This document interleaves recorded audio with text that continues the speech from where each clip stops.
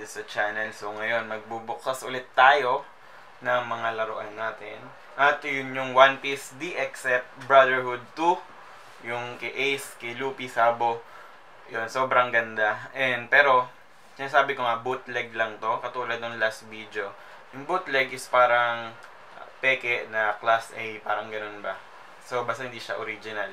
Pero kung, di ba, katulad sinabi ko, kung i-display mo lang din naman siya, and hindi man siya as in masyado nagagamit o nagagalaw, ayos lang din naman, hindi naman ganun makabilis din masira. Tapos, pan-display at mas mura. And, ayun, kaya ako nakagantong, angulo kasi nahihiya na ako, ang dami kong tigyawat eh. And, ayan, papakita ko lang din sa inyo, pero mamaya papakita ko sa inyo yung pinaka unboxing, parang ganun ba, kung paano natin buksan. Pero pass forward ko katulad last time. So, Sabo, Ace, tapos si Luffy. Yun, so silang tatlo.